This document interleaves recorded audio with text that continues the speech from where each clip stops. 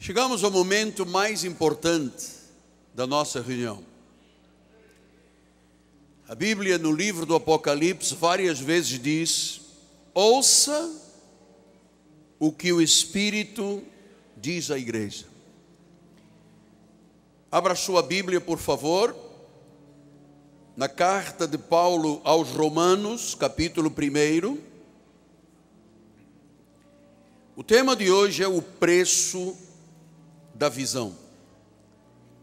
Romanos 11:7 disse: visto que a justiça de Deus se revela no Evangelho de fé em fé, como está escrito, o justo viverá pela fé.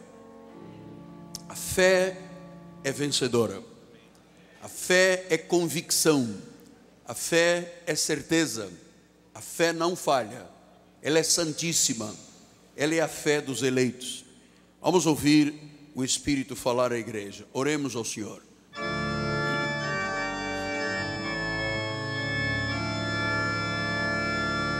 Senhor Jesus Cristo, o meu coração transborda de alegria. Há uma felicidade interna que não pode ser alcançada por nada deste mundo. É porque o Espírito Santo de Deus habita em nós.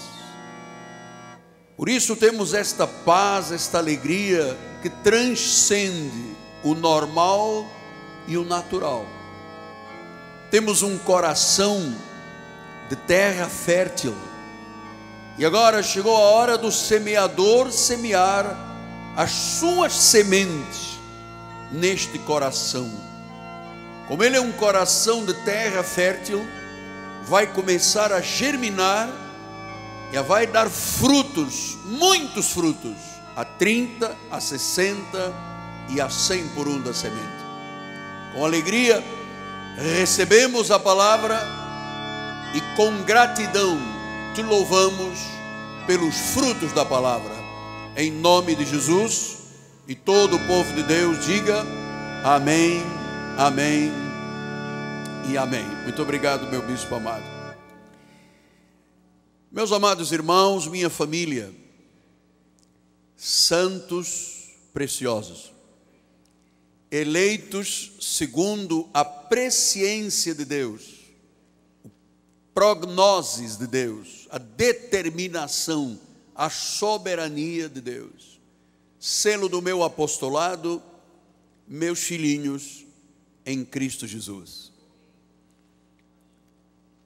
Estamos falando sobre visão de Deus, e nós precisamos de ter clareza, lucidez sobre o que devemos fazer, e não apenas saber, porque muitos já sabem o que devem fazer, mas não fizeram ainda.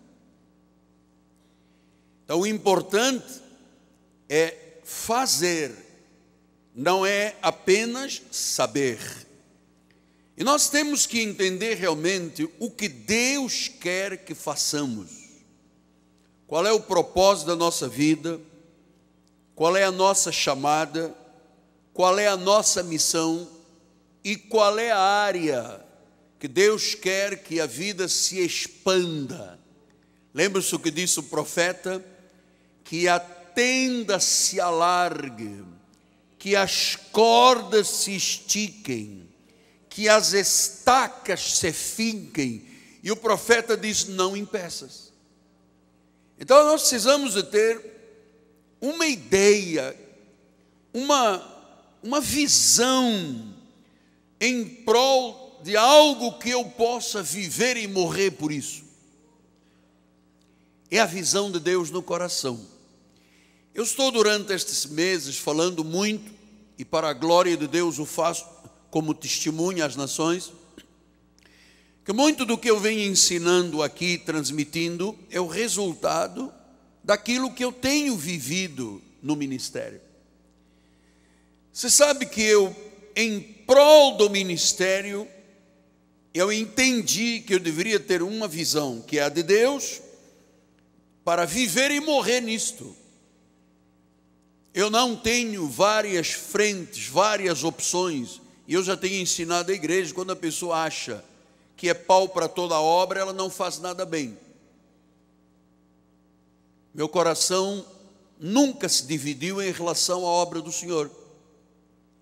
Eu entendi a visão de Deus, para eu ser um apóstolo da graça de Deus, entendi o meu chamado, os propósitos que Deus tinha para a minha vida, e eu nunca deixei pontes de alternativa, porque senão não era algo para viver e morrer, era algo passageiro. Não há pontes na minha vida, não há planos B, já lhe disse isto várias vezes. Por quê? Porque eu foquei a minha vida na visão de Deus. Então, ouça por favor, meu filho querido e amado, o Senhor tem um grande plano para cada um de nós. Ouça, isto não é um chavão. Deus tem realmente um grande plano, Deus tem uma visão, e esta visão, quando nós tratamos visão para a igreja, isto inclui você, porque senão você não estaria aqui. Você não estaria aqui. Você é muito especial. Você é diferente de qualquer pessoa do mundo.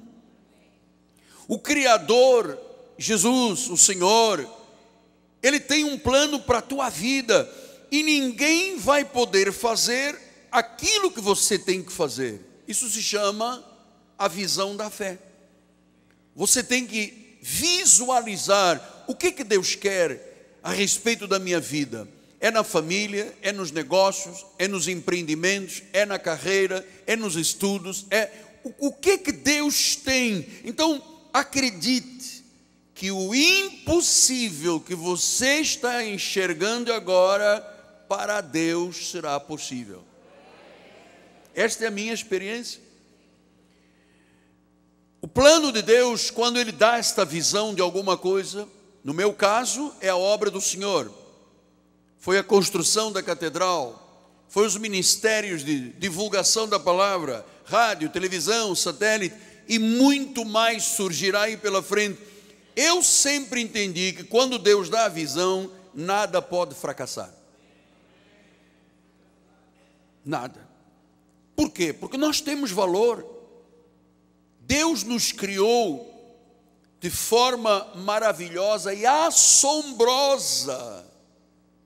E ouça uma coisa, Deus nunca cometeu erros. Não é um erro eu estar aqui, é uma decisão de Deus.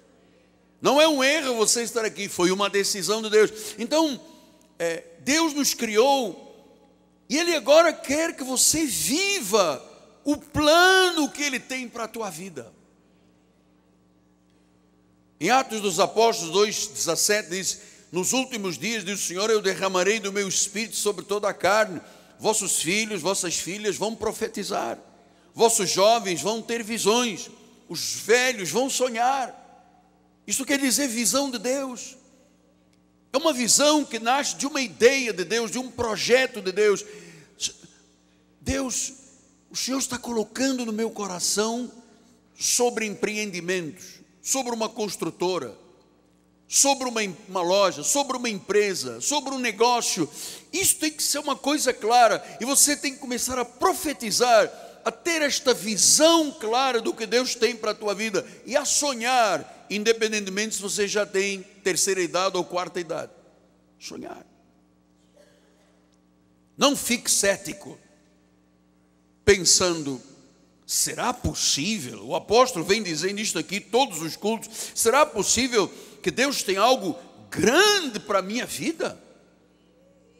Deus quer fazer uma expansão na minha vida, Deus quer que eu cresça, Deus quer que eu vá além do que eu vivi até o dia de hoje. Marcos 10:27 diz isso. Jesus, porém, fitando nele os olhos, disse: para os homens, este é um dos versículos que eu amo, para os homens é impossível, contudo, não para Deus. Por quê, apóstolo? Porque para Deus tudo é possível. Às vezes eu ponho-me a pensar, vou um pouquinho lá atrás na minha vida, quando eu cheguei ao Brasil há 42 anos atrás. O governo português estava oferecendo oportunidade de imigração, dava um passaporte que expirava no momento que a pessoa chegava ao país escolhido. Cheguei aqui sem conhecer ninguém, passaporte expirado, os meus documentos pessoais, acadêmicos não foram reconhecidos, ficaram presos no MEC. E eu olhava às vezes e dizia: uau, eu estou no Brasil, e agora? Parecia que o mundo que me cercava era um mundo de impossibilidades. Eu não tinha um político amigo, eu não tinha uma pessoa importante na sociedade, eu não conhecia ninguém. Mas sabe uma coisa? Tudo que era impossível aos meus olhos físicos, tudo se tornou possível para Deus. Então, amado, você tem um chamado, há um caminho na tua vida. João 1,12 disse: todos quantos o receberam, deu-lhes o poder de serem chamados filhos de Deus, a saber, os que creem no seu nome. Quer dizer que o Filho de Deus é poderoso. O Filho de Deus não foi criado para o fracasso. O Filho de Deus não foi criado para a mediocridade. O Filho de Deus não foi criado, desculpa a expressão acadêmica, para ficar empurrando a vida com a barriga. Há algo mais. Ele tem um grande plano e uma grande visão para cada um de nós. Agora, qualquer visão, em qualquer área da vida, que mereça ser alcançada, eu vou lhe dizer hoje, e vou tratar deste assunto como um pai trata com os seus filhos. Qualquer coisa que mereça ser alcançada, exige algum tipo de sacrifício e algum tipo de risco. Quando você está na busca pelo melhor, porque você não se contenta com o bom, mas você quer o melhor, qualquer passo que você dê tem que ser por fé, porque ele exige algum tipo de sacrifício e quizás algum tipo de risco. Às vezes a pessoa tem medo, quando ela recebe a visão de Deus para abrir uma empresa, para abrir um negócio, para fazer um mestrado, um doutorado, para buscar uma carreira nova, para buscar um emprego novo. Às vezes a pessoa, a primeira coisa que vem à cabeça é: apóstolo, e se não der certo? E se não der certo? Às vezes há incógnitas.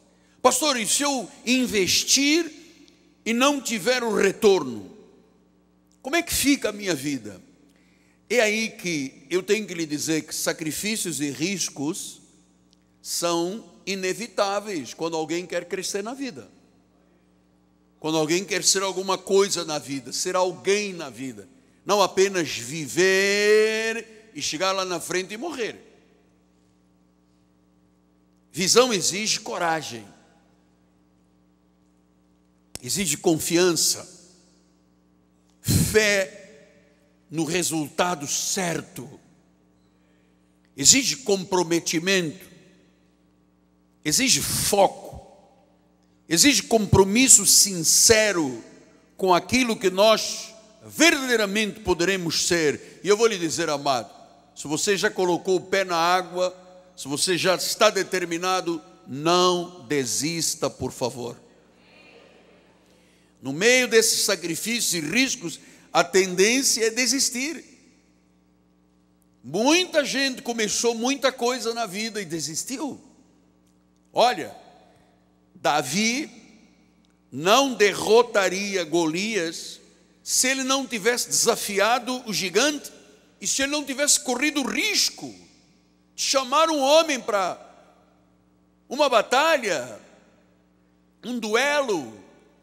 De um lado um gigante de 3 metros e pouco, do outro lado um pequenininho, de um lado um homem com uma armadura violenta, grande de guerra, uma espada grande, uma lança poderosa. Do outro lado tinha um pequeno homem franzino, com 5 pedrinhas no bolso, e ele disse ao gigante: vamos ali para frente e vamos ver quem é que vai ganhar a batalha. Foi um risco. Foi um risco dele levar uma espadada e cortar a cabeça dele. Mas ele assumiu o risco. Foi um sacrifício, porque nenhuma pessoa daquele exército do povo de Deus tinha coragem de enfrentar. Então ele enfrentou o risco, ele fez o sacrifício, mas ele tinha o que você e eu temos. Ele disse: eu vou em nome do Senhor dos Exércitos. Não vai dar errado. Mas quem você pensa que eu sou? Eu sou um cachorro para você vir ter comigo com pau e pedra? Ele diz: olha, se você é cachorro ou não, que eu vou te dizer o seguinte: eu hoje vou te matar e vou te cortar a cabeça. Foi um risco. Ele podia ter morrido, podia ter sido uma vergonha para a família dele, mas ele estava no foco com Deus. Foi Deus que me mandou enfrentar o gigante. Eu vou enfrentar e eu vou ganhar. Sabe, este risco não é um risco sem fundamentos, é um risco certo, é um sacrifício certo, porque dá certo quando você está seguindo uma visão de Deus. Pedro não teria andado sobre as águas se ele não tivesse aceitado o risco e o sacrifício de andar, sair do barco. Ele disse: Jesus, se é o Senhor que está aí, então manda-me andar sobre as águas. Jesus disse: então pula do barco, vem aí. E ele começou a andar sobre as águas. Foi um risco, foi um sacrifício que ele fez. E olhe, no momento que ele começou a olhar as ondas e tirou o foco de Deus, começou a afundar. A obra de Deus exige um foco. Nós não podemos nos desviar quando Deus está mandando fazer alguma coisa, amado. Não pode desviar e começar a olhar as ondas, tem que estar focado. É o meu restaurante, é minha escola, é minha oficina, é meu empreendimento, é minha casa. Há pouco um casal veio aqui na frente, o senhor me disse: olha, nós morávamos numa casinha, num lugar muito pobre, e pedimos e começamos a dar ouvidos ao profeta. Hoje nós temos uma casa de 3 andares, começamos a semear na igreja, o nosso dízimo está triplicado. Se desfocar, amado, não acontece nada. Paulo não teria pregado o evangelho da graça de Deus entre os gentios se ele não tivesse arriscado. Foi preso, foi apedrejado, foi esbofeteado, afundou num barco, passou riscos, traições, fome, nudez. Ele correu risco. E sabe como é que ele terminou a sua carreira? Ele diz: completei, combati o bom combate, completei a carreira, guardei a fé. Ele não se desviou, ele estava lá até o último suspiro, ele estava lá junto na obra do Senhor. Então, qualquer visão, há sempre um risco, há sempre um sacrifício, mas nós temos que quebrar estas barreiras para que a visão se torne uma realidade. Nós não podemos nos encolher perante um desafio na vida. Não podemos nos encolher. E eu venho falando já há alguns meses também sobre o paradigma que nós estamos estudando, o modelo que é quem? Neemias. Então, Neemias era um copeiro do rei, era um homem simples. Ninguém dizia que ele é um grande construtor civil, ninguém dizia que ele era ou poderia ser um governador.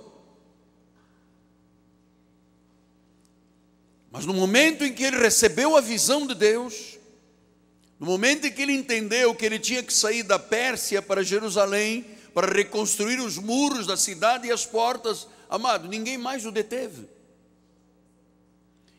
Em Neemias 2,18 disse: e eu lhes declarei como é que a boa mão de Deus estivera comigo, e as palavras que o rei me falaram. Então ele mostrou a sua confiança.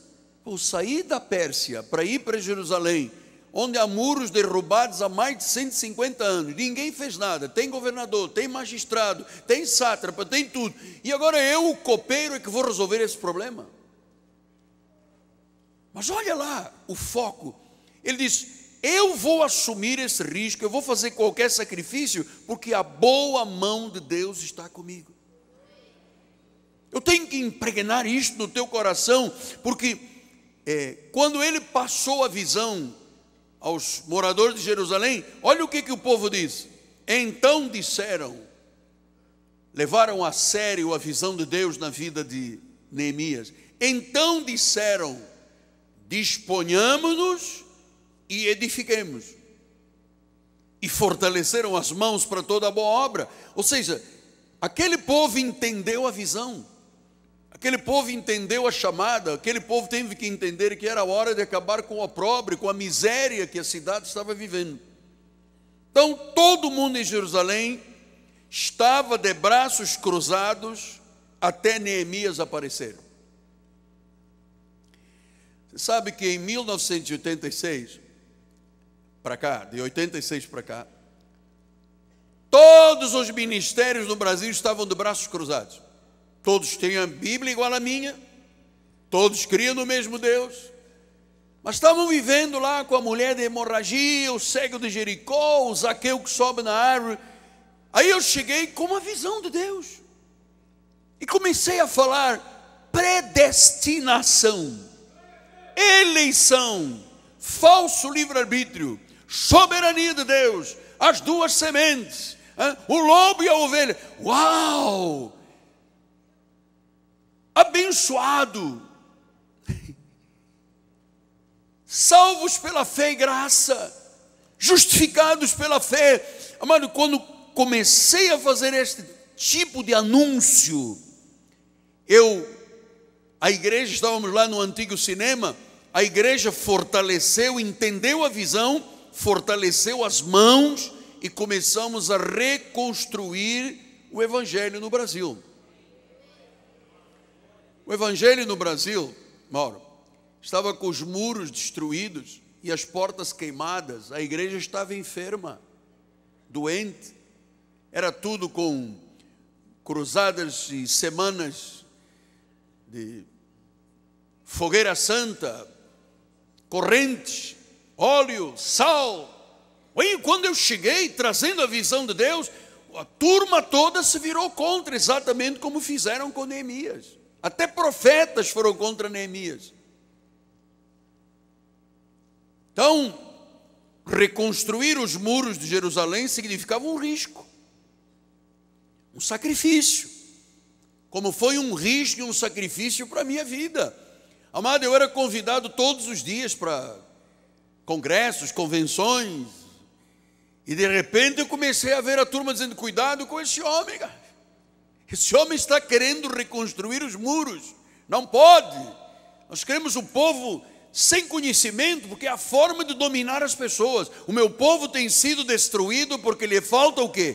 Conhecimento. Então como é que eu reconstruí os muros de Jerusalém na vida das pessoas? Dando-lhes conhecimento. Ninguém é justificado pelas obras da lei. Não adianta fazer jejum, vigília, sacrifício, paga o preço, porque isto é reconstruir o que Cristo destruiu. Então profetas se levantaram, o mundo se levantou, mas eu comecei a anunciar, e o povo do nosso ministério se encheu de coragem. Veja como é que foi o caso de Neemias 2:10, diz a palavra do Senhor, diz: ficaram sabendo Sambalat, o Horonita, o Tobias, o Amonita, e muito se lhes desagradou que alguém viesse a procurar o bem dos filhos de Israel. Você vê, se levantaram pessoas que não acharam bem que Neemias reconstruísse os muros de Jerusalém. Não acharam bem. Profetizo uma canja. Estão fazendo ninho na igreja? Tem ninho aí? Tem um casalinho namorando lá? Como pode? Na igreja? Vamos lá, vamos voltar para cá. Deixa lá os pombinhos, tadinhos. Também tem direito de viver. Ficaram sabendo e muito lhes desagradou. Senhores, eu vou lhes surpreender os mais novos na igreja. Um ministério, chamado ministério, porque ministério é o meu, mandou-me matar. Levei mais de 100 tiros no meu carro, quase mataram um filho meu. Porque não admitimos que alguém traga ensino, quanto mais analfabeto. Você sabe, foi o que a igreja romana fez durante séculos. A igreja romana não deixava ninguém ler a Bíblia. A Bíblia era para a monarquia e era para os nobres, para os fidalgos. Então, quanto mais ignorância, mais a igreja romana pisava nas pessoas. E era assim que o evangelho era no Brasil. Deus tirou o nome do livro da vida, eu te entrego para a maldição. Olha, era assim que se vivia. Corrente dos 7 dias, 14, 20, óleo, sal, era assim que se vivia. Então, quando apareci para reconstruir os muros e dar segurança ao povo de Deus, meu amado, não houve um que dissesse assim: ele tem a verdade. Agora até a igreja católica, o seu padre, agora nas boas notas, ele diz: abençoado. Ele ouviu isto aqui da minha vida. Eu corri um risco, Elton, corri um risco. Fiz um sacrifício, todos me abandonaram. Mas eu disse: ou fico com Deus ou fico com essa mentira. Eu preferi ficar com Deus. A verdade é libertadora, a mentira aprisiona as pessoas. Então, olha Neemias 4, 14 a 17. Inspecionei e dispus-me, disse aos nobres, aos magistrados, ao resto do povo: não os temais, lembrai-vos do Senhor grande e temível, pelejai pelos vossos irmãos, vossos filhos, vossas filhas, vossa mulher, vossa casa. 15. Sucedeu que, ouvindo os nossos inimigos, já sabíamos o que Deus tinha frustrado o desígnio deles, voltamos todos nós ao muro, cada um à sua obra. 16.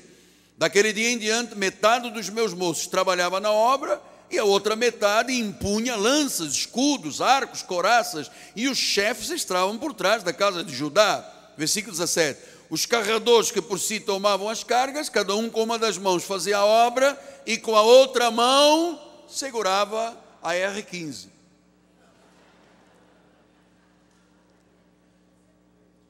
Então eles estavam vigilantes para que não houvesse a voz negativa, a ameaça, que desestimulasse aquele povo todo a reconstruir os seus muros, a voltarem a ter a dignidade, a glória de Deus que tinha ido embora voltasse.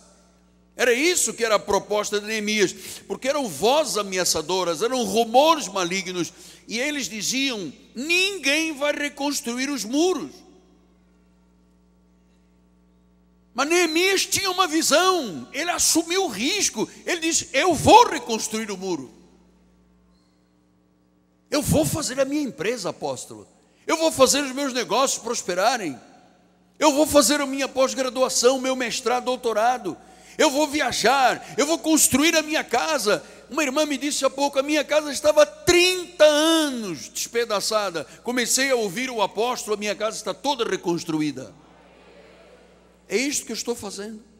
Estou fazendo aqui a função de Neemias, lhe mostrando que Deus tem uma visão, a despeito dos rumores malignos da sociedade, da ruína fiscal, do desemprego, da recessão. Eu quero que você se envolva com a visão de Deus e não desista.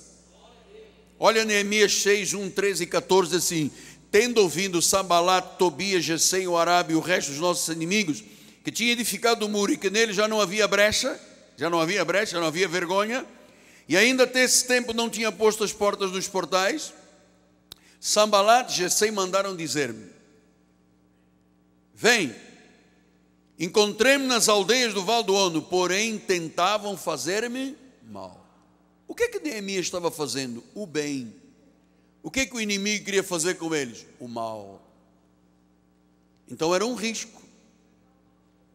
Ele pagou o mal com o bem, isso é difícil. Era um risco, era um sacrifício que ele tinha que fazer.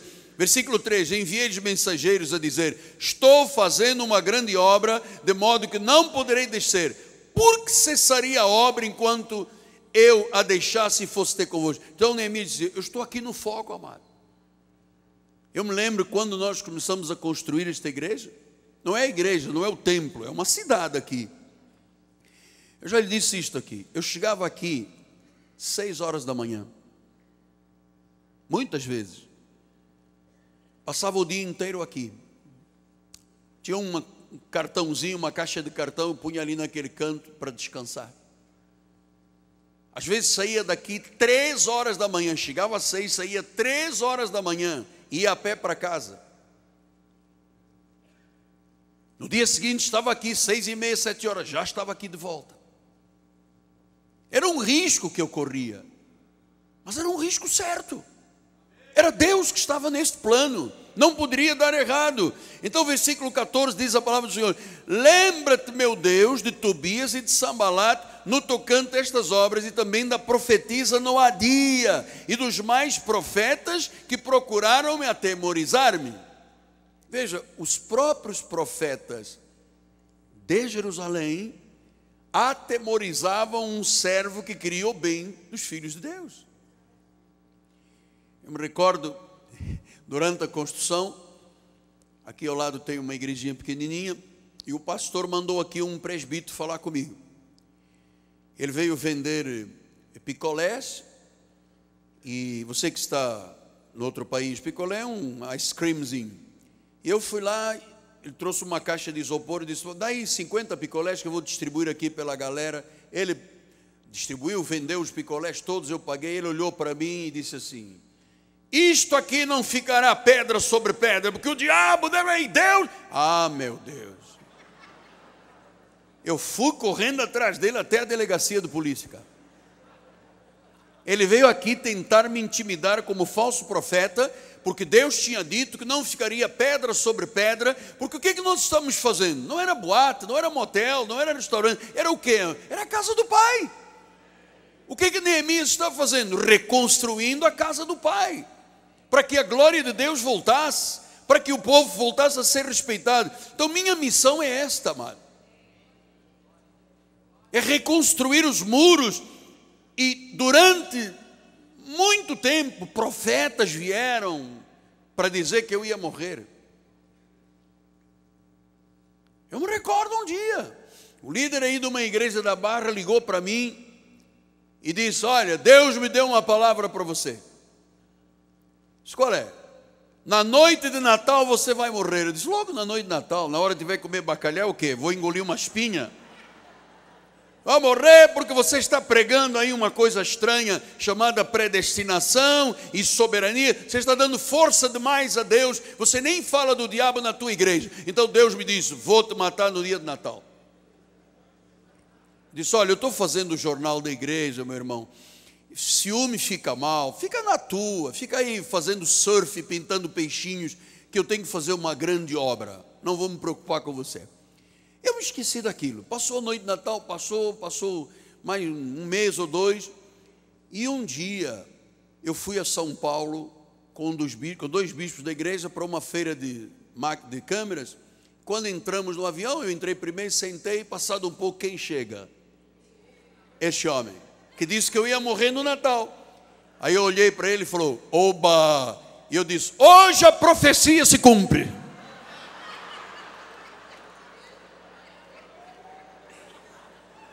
Eu acho que ele foi umas 10 vezes ao banheiro, desesperado.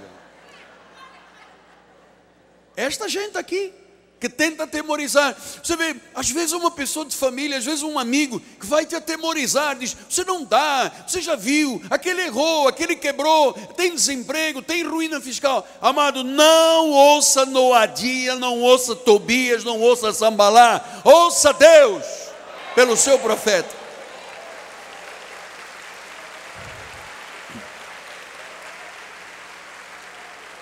Então, quando a visão chega, nós temos que estar dispostos ao sacrifício e ao risco. Coragem para pôr a visão em prática, disposição para correr riscos, sacrifícios. Tudo aqui nesta igreja foi assim. Começamos o trabalho, veio o plano Collor, bloqueou o dinheiro. Eu não sabia como é que o dinheiro viria, eu não sabia quem é que me daria crédito, eu não sabia qual era a equipe que estaria trabalhando comigo. Não sabia de nada. E eu perguntei a Deus: Senhor, paro? E Deus disse: não, eu vou provar que eu sou o teu Deus. Eu sou o Deus desta igreja. Amado, não paramos um único dia. Não paramos. 2 anos e 9 meses depois eu estava inaugurando isso aqui. Então, o dinheiro e os recursos vieram quando eu acreditei na visão de Deus, quando eu pus os pés na água. Porque se eu tivesse dito: não, então Senhor, eu vou fazer o seguinte, quando tu me deres o dinheiro eu faço a obra, e quando não me deres eu não faço. Mas a fé não funciona assim. A fé manda botar primeiro o pé na água para depois Deus abrir. Neemias 6, 15 e 16 disse: Acontecerá, versículo 15 e 16. Acabou-se, pois, o muro aos 25 dias do mês de Elul. Em 52 dias eles terminaram, o que não fizeram em 150 anos. Acabou-se em 52 dias. Sucedeu que, ouvindo todos os nossos inimigos, temeram todos os gentios, nossos circunvizinhos, decaíram do seu próprio conceito, porque reconheceram. Então, os fofoqueiros, os acusadores, os intimidadores, reconheceram. Agora, isto aqui é maravilhoso. Ouça, segura aí, aperta o cinto de segurança. Que por intervenção do nosso Deus é que você vai fazer a escola, a oficina, a obra, o restaurante, a construtora, a assessoria. É por intervenção de Deus. É por intervenção de Deus. Intervenção de Deus. Então Deus está pedindo a você que a sua vida se torne algo muito importante. Esteja disposto a fazer sacrifícios, correr riscos pelo Senhor e pela sua visão. É bom ele mostrar o testemunho, porque eu gosto muito de testemunhos. Quando alguém me conta um testemunho, eu vibro. Olha, amado, tudo aqui nesta construção tinha poucas possibilidades de dar certo. Pouco. Já lhe falei, o plano Collor bloqueou o dinheiro. Os primeiros orçamentos de engenharia e arquitetura eram impraticáveis. Tudo estava trabalhando contra. E ainda estávamos pagando a prestação do terreno. Qual era a voz que mais vinha à minha mente humana? Desista.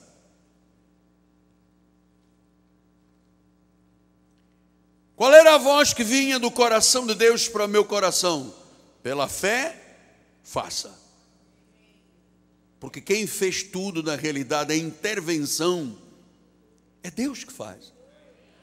Eu me recordo, amado, quando chegou o primeiro quilo de ouro à igreja, as pessoas vinham, anel, correndo. Eu mesmo dei meu carro, correndo, tudo que eu tinha, anel de grau, tudo que eu tinha, o relógio de ouro que era do meu pai, eu doei tudo, eu fui o exemplo. Amado, começou a chegar. Tinha uma pessoa que dizia, eu tinha estes anéis lá em casa, não vou usar, é para obra. Eu tinha este relógio, eu tinha isto, eu tinha aquilo. E nós, com recursos trazidos, acabamos isto em 2 anos e 9 meses. Por quê? Houve uma intervenção de Deus. Então, amado, eu fiz o primeiro sacrifício. Eu quero abrir aqui um parênteses para dizer o seguinte. O exemplo da obra de Deus tem que começar com o líder. Nesse caso foi Neemias. No meu caso era eu. Eu não podia pedir nada a ninguém se eu não fizesse. Eu me recordo que eu tinha um carro muito bonito, um bugre, que levava as crianças para a praia e tal, andamos nas dunas, e o Espírito veio e disse, entrega o bugre para a igreja. Eu falei, amém, não pensa nem 2 vezes. Eu chamei os meus filhos, eram pequeninos, e disse, papai vai dar o bugre para a obra de Deus. O meu filho falou, o bugre, papai, não faça isso. Eu falei, pois o Senhor disse, tira os seus anéis de grau, da advocacia, suas correntes, tudo que é da família, entregue. Nós tiramos tudo e entregamos. Pega o relógio de ouro do seu pai, que é sua herança, entregue. Amado, você sabe, o líder tem que dar o exemplo. Neemias teve que dar o exemplo do risco. Se ele não acreditasse nele, quem acreditaria? Neemias tinha que encorajar pessoas a fazerem sacrifícios. Ele tinha que dar o primeiro passo. Ele estava investindo naquilo que ele considerava valioso. Ele estava vivendo o sonho, a visão de Deus, e os outros tinham que ver esta verdade na vida dele. Então esta visão da catedral é digna e sempre foi digna de qualquer sacrifício. Eu nunca vim para o ministério, nunca, esbaforando e jogando fogo pelas narinas, nunca. Amado, eu tenho um amor pela igreja. Eu tenho um amor pela obra de Deus, pelas pessoas. São 42 anos de pregador, mais 39 anos na obra de Deus. Eu tenho um amor, uma convicção esmagadora da Bíblia Sagrada. Eu creio num Deus real, eu creio num Deus vivo, num Deus verdadeiro. E eu sei, amado, Deus colocou no meu coração que eu iria construir. O Senhor disse: enquanto você não construir a minha casa, você não terá credibilidade. Pode alugar o que quiser alugar, enquanto não for a minha casa, não tem credibilidade. Então, amado, Deus colocou no meu coração, e a grandeza dele supriu todas as necessidades. Por quê? Porque Mateus 6,21 diz isso. Onde é que está o teu tesouro? Aí que está o teu coração. O que é valioso para a tua vida? Não, valioso para a minha vida é a obra de Deus, é o reino, é a minha igreja, são as coisas espirituais. É aí que está o teu tesouro, aí está o teu coração. Então, comece a viver a visão daquilo que você se tornará, aquilo que você poderá ser, porque nós caminhamos para o final de ano. Você está reparando? Nós estamos caminhando para o final. Hoje é o dia 231 de 2018, dos 365 dias. E eu tenho ouvido claramente a voz de Deus dizendo: eu vou fazer grandes transformações. Novas coisas vão acontecer. Então, o tempo com o propósito do Senhor, ele vai acelerar. É o começo de dias de aceleração. Deuteronômio 28, 1 e 2 diz isso: se atentamente ouvires a voz do Senhor, tendo cuidado de guardar os seus mandamentos que hoje te ordeno, o Senhor teu Deus te exaltará. Versículo 2: se ouvires a voz do Senhor teu Deus, virão sobre ti e te alcançarão todas as bênçãos. Jeremias 1, 9 disse: depois estendeu o Senhor a mão, tocou na boca do Senhor, tocou-me na boca o Senhor, disse: eis que ponho na tua boca as minhas palavras. Olha que hoje te constituo sobre as nações, sobre os reinos, para arrancar, para derribar, para destruir, para arruinar e para edificar e plantar. Então nós estamos exatamente fazendo isso, arrancando, destruindo, derribando, arruinando tudo que é negativo, tudo que é conceito de, sabe, mente de pobreza, mente de, sabe, eu odeio quando as pessoas dizem assim: porque o povo do Brasil tem mente de vira-lata. Amado, quem é o culpado de nós pensarmos, tantos anos pensamos como vira-latas? Foi quem instruiu, quem foi o encorajador para o brasileiro se achar vira-lata? Foi alguém, foi algum governo, foi alguma liderança política que fez o povo pensar pouco, pequeno, se apoucar, se diminuir, se achar inferior. Deus diz: arranca isso, derriba, destrói, arruina, e vamos edificar e plantar de forma correta. Versículo 11, veio a palavra do Senhor dizendo: que vês tu, Jeremias? Respondi: eu vejo uma vara de amendoeira. Disse-me o Senhor: viste bem, porque eu velo sobre a minha palavra para a cumprir. É o Senhor. Amado, os olhos de Deus estão aqui esta manhã. Os olhos de Deus estão aqui esta manhã. Então, nestes 10 minutos finais, vamos desenvolver uma linguagem profética. Vamos desenvolver uma linguagem profética. Eu creio, eu recebo, eu tomo posse. Está na Bíblia, eu creio. Deus falou, eu recebo. Amado, linguagem profética. A partir deste mês, a partir destes dias, desculpe, nós vamos começar 7 anos de vacas gordas. Isto não é para esquecer quando chegar ali na porta. Isto é para lembrar, vou ajuntar, o Senhor vai dar além da medida, além da medida. Oh Deus, isto é uma linguagem profética. Eu chamo a existência o que não existe, eu trato coisas que não são como já fossem. Sim, eu creio na palavra. Isto é uma linguagem profética. Isto é uma linguagem para o profeta, isto é uma linguagem profética.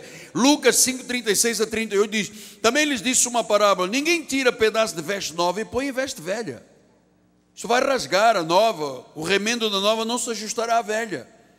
Ninguém põe vinho novo em odres velhos, pois o vinho novo romperá os odres. E ele disse: entornar-se-á o vinho e os odres se estregarão. Versículo 38. Pelo contrário, vinho novo, odres novos, confissão nova.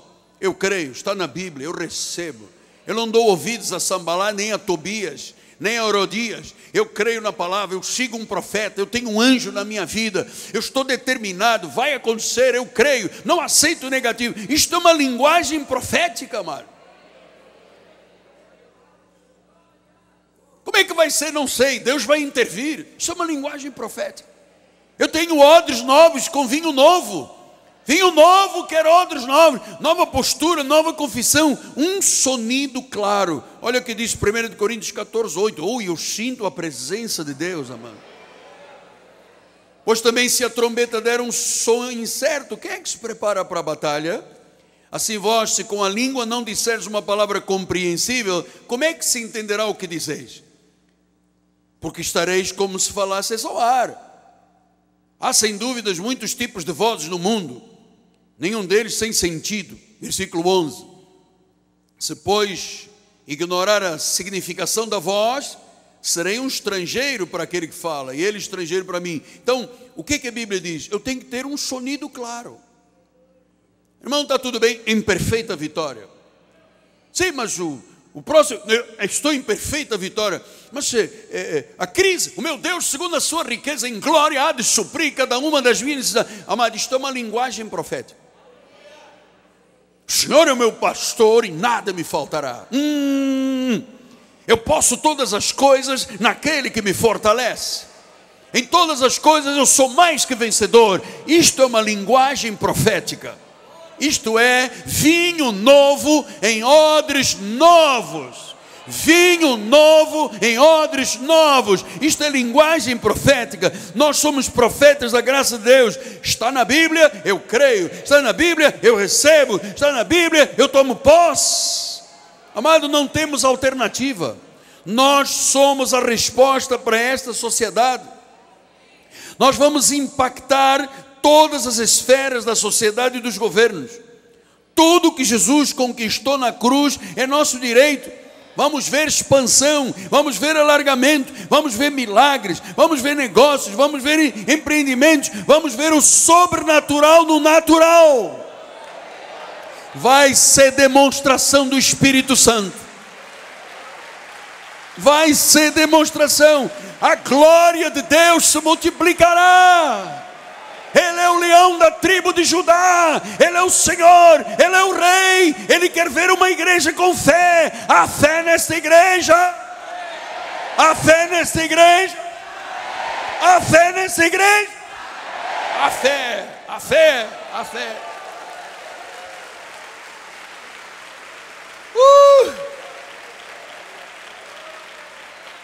E eu termino com Joel 2, 28 a 29. Eu quero ver a tua linguagem profética. Ah, pastor, eu estou doente. Eu vou morrer. Vai dar tudo errado na minha casa. Meu marido vai me abandonar. Minha mulher já não gosta de mim. Oh, meu negócio vai quebrar, vai falir. Isso é sonido claro? E sonido claro não é na hora que você está aqui comigo, porque aqui você não pode ter outro sonido. É quando acabar o culto. É quando você chegar a casa. É quando você sentar com a tua esposa, teu marido, teus filhos e vamos hoje declarar aqui na nossa casa, vamos começar 7 anos de abundância. Senhor, que o dinheiro venha a mim, negócio venha a mim, dívidas pagas, pessoas que me devem dinheiro vão ser restituídas. Ó Deus, venha, eu creio, é vinho novo em odres novos para a glória do Senhor. Linguagem profética, diga linguagem profética. Linguagem profética é vitoriosa, amado. Glória a Deus. Eu queria terminar com Joel 2, 28 e 29. Pena que o tempo já passou, amado. Eu não sei qual é o relógio que está certo, este ou este. Então, 3 frentes de trabalho em cima de mim. Tobias, Sambalat e Herodias. Todo mundo combatendo os relógios. Mas a mão e a intervenção de Deus está nesse lugar. Isso não foi piada, bispo, tá bem? E acontecerá depois que derramarei do meu espírito sobre toda a carne. Vossos filhos, comecem a profetizar.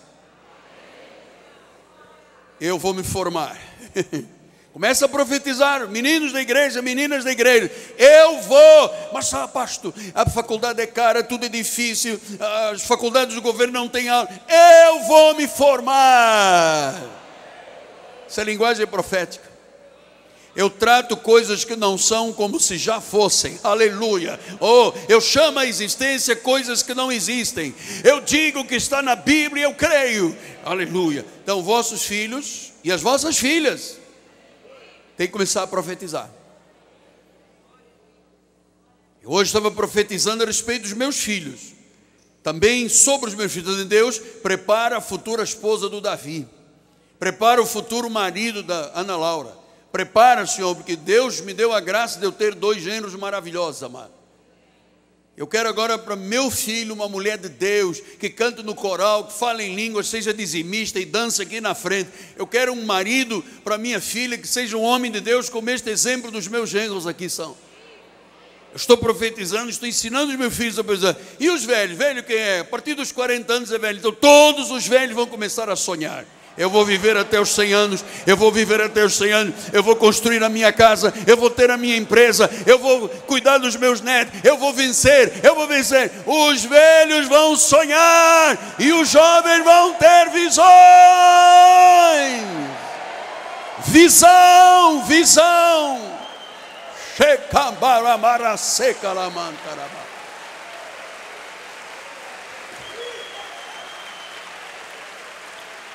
Olha o irmão que está do seu lado e diga: você nasceu para vencer.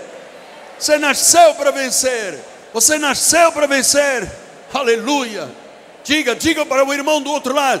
Toca com o cotovelo e diga: vencedor, vencedor, vencedor. Cotovelada, vencedor, vencedor.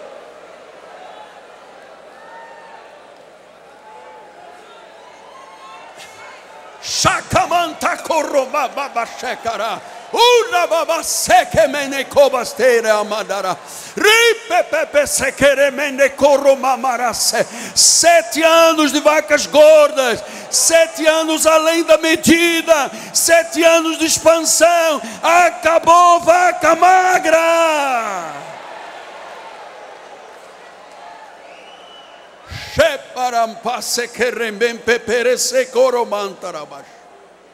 Vocês estão crendo aí, irmãos? Os 4 aí estão crendo. Está crendo?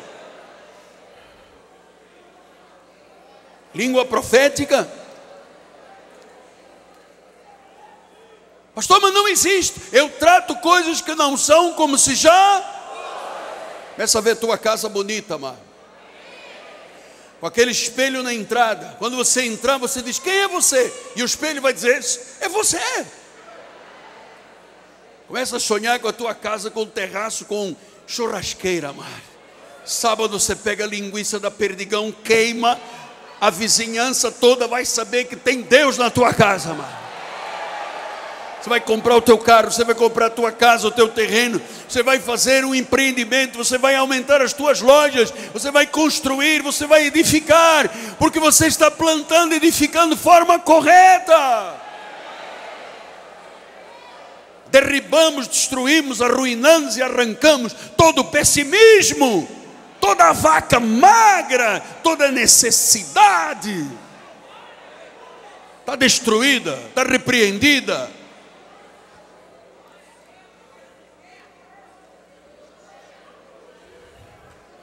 Todo chicken pop. So, do you know what it means, chicken pop? Que negócio que o Rafaelzinho tinha? Meu neto está assistindo. Está curado em nome de Jesus. Em nome de Jesus, essa catapora caiu por terra.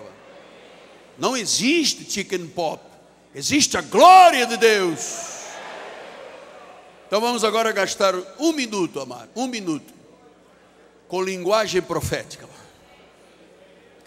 E eu vou passar perto de você. Se você estiver calado, eu vou te dar uma cotovelada. Linguagem. Se prepara, mas estou falando sério. Olha só. Segura, mano. Tem que ter linguagem profética, mano. Tem que ter linguagem profética. Senhor, eu creio. Vamos lá. Eu quero ver todo mundo orando na igreja. Vamos lá, igreja. Vamos lá, vamos lá. Chamando a existência, chamando a existência. Isso mesmo, marido e mulher, dá a mão aí um ao lado do outro. chamando a existência, tratando coisas que não são, como se já fossem. O Deus de maravilhas, o Deus de projetos grandes, o Deus do alargamento, o Deus do crescimento, o Deus do aceleramento, o Deus a quem servimos é vivo, é o Deus vivo, é o Deus poderoso. Eu quero ver todos os irmãos aí, ninguém fica calado. Chama agora a existência, chama a existência. Trate coisas que não são como se já fossem. Deus está te ouvindo. Há uma intervenção sobrenatural de Deus. Há uma intervenção sobrenatural de Deus. Há uma intervenção sobrenatural de Deus. É Deus quem vai fazer isso. É Deus quem vai dar a vitória. É Deus quem vai abrir a porta. É Deus que vai trazer dinheiro. Venha, venha, venha, venha, venha.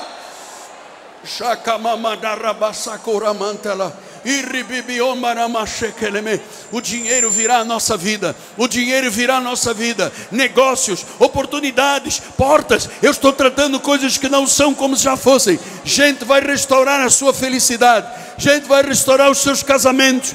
Deus vai restaurar casas em ruínas. Eu quero ver oração. Eu quero ver poder de Deus. Eu quero ver confissão. Eu quero ver linguagem profética. Linguagem profética. Chama a existência coisas que não existem. Em nome de Jesus. Em nome de Jesus. Em nome de Jesus. Em nome de Jesus. Em nome de Jesus. Em nome de Jesus. Há uma intervenção sobrenatural. Shakamama korababa sakaraba ripepeperese rikamama shekamanta urababa shekeremerigana. Oh, aleluia, aleluia, aleluia, aleluia. Eu creio, eu creio, eu creio, eu creio, eu creio. Quem crê diga amém. Quem crê diga amém. Quem crê diga amém.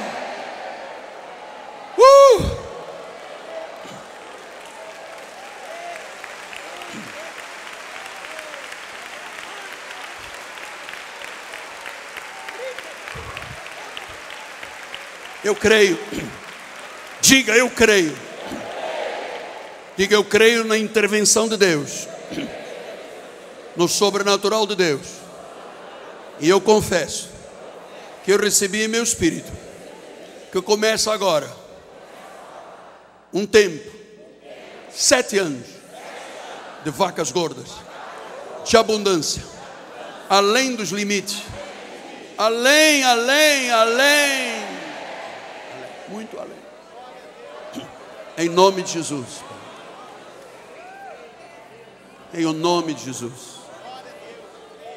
Em o nome de Jesus. Em o nome de Jesus.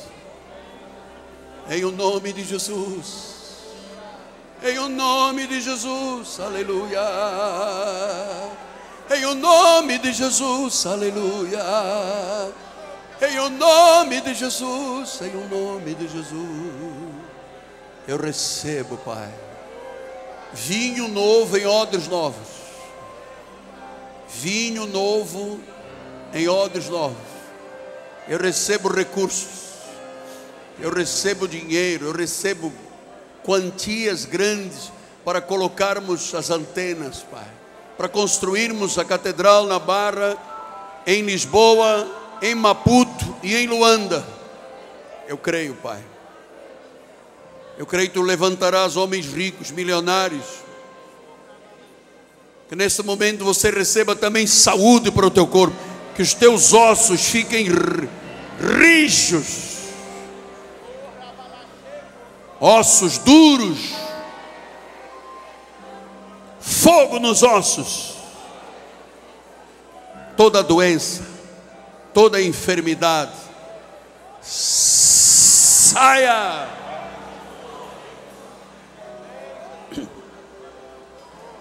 Teu corpo é templo do Espírito Santo. Nenhuma arma forjada pode prevalecer contra a tua vida. Nenhuma arma forjada. Os teus inimigos serão reduzidos a pó, a coisa nenhuma.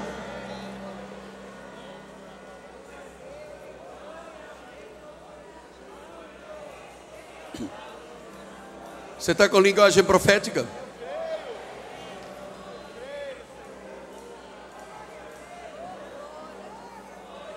Aqui não há mente de vira-lata, mano. Aqui há mentes vencedoras. Você pode não imaginar como é que vai ser. Deus já tem a solução.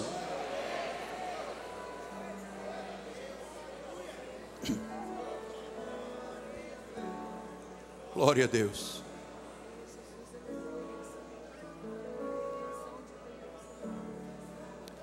Nós cremos na intervenção de Deus. Foi pela intervenção de Deus. Vamos ficar só um minutinho, deixando o Espírito regar essa semente que eu semeei na tua vida.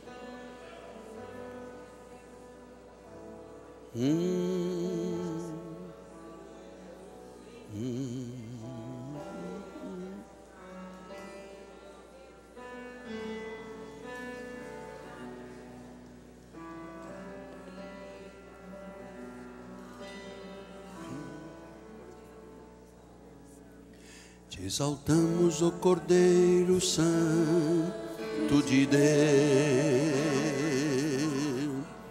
Declaramos as tuas maravilhas. Teu Espírito se manifestará nesse dia. Já se manifestou em tudo.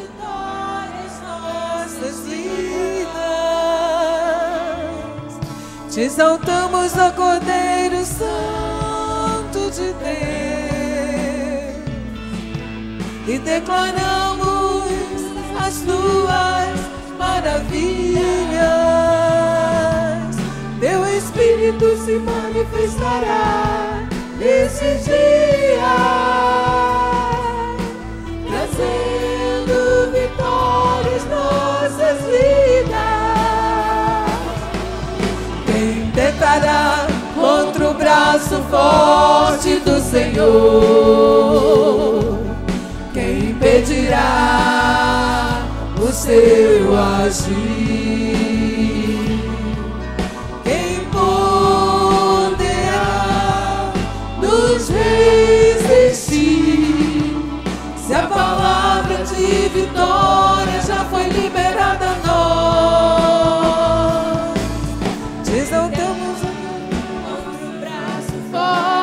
Do Senhor, quem impedirá o seu agir? Quem poderá nos resistir? Se a palavra de vitória já foi liberada a nós. Diga, te exaltamos, ó Cordeiro Santo de Deus. Levante as suas mãos para o Senhor. Declare em louvor. Aleluia. Teu Espírito se manifestará neste dia. Já se manifestou nesta manhã.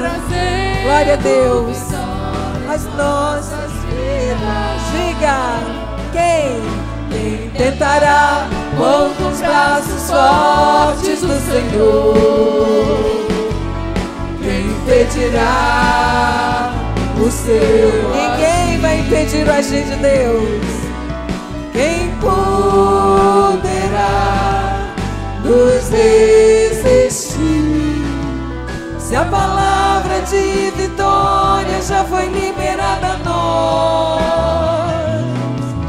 Se a palavra de vitória já foi liberada a nós. Se a palavra de vitória já foi liberada a nós.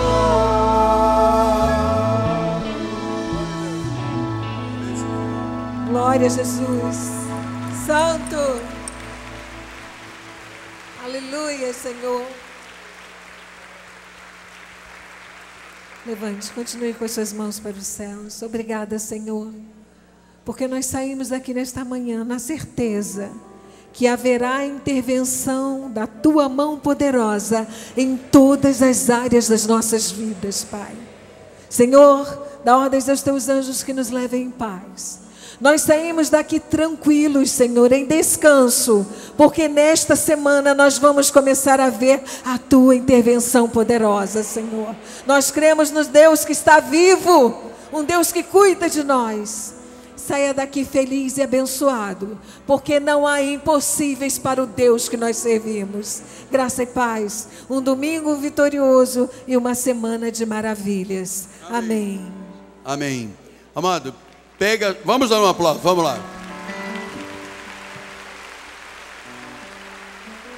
Pegue a sua Bíblia e levante, por favor. Diga: a palavra de vitória já está manifestada na minha vida, já foi liberada para mim. Sou vitorioso. Esta palavra é viva, é eficaz, é cortante, é poderosa. Ela foi liberada. Eu vou declarar com lábios proféticos vitória na minha vida, em nome de Jesus. Boa tarde a todos. Semana vitoriosa.